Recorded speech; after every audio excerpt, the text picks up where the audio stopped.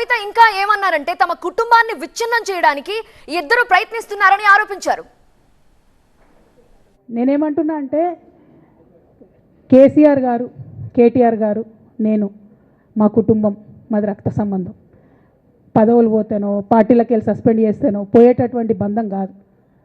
కానీ ఎవరైతే vested interest ఉన్న పార్టీలు ఉంటారో, పార్టీలో ఉండి కేవలం డబ్బు సంపాదించుకోవాలనేటటువంటి ఒక ఆలోచనతో, వ్యక్తిగత లబ్ధి పొందాలనేటటువంటి ఆలోచనతో ఉన్నటువంటి వ్యక్తులు, వాళ్ళకి కావాల్సింది ఏంది? మేము ముగ్గురం కలిసి ఉండొద్దు, మా కుటుంబం బాగుండొద్దు, మా కుటుంబం విచ్ఛిన్నమైతేనే వాళ్ళకి అధికారం వస్తుంది.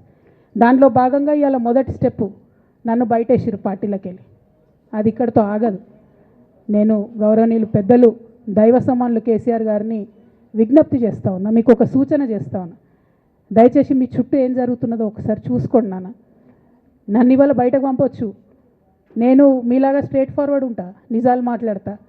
నేను ఉద్యమం నేపథ్యం నుండి వచ్చిన కాబట్టి నాగ్గా ఉన్నది లేనట్టుగా, లేనిది ఉన్నట్టుగా, మోసం చేయాలని చెప్పో ఇంకోటి చేయాలని చెప్పో మాట్లాడను.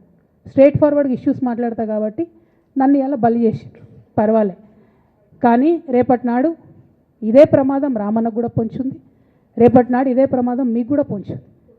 అల్టిమేట్గా బీఆర్ఎస్ పార్టీని హస్తగతం చేసుకోవడానికి జరుగుతున్నటువంటి కుట్రలో భాగంగానే ఇవాళ నన్ను ఎలిమినేట్ చేయడం జరిగింది.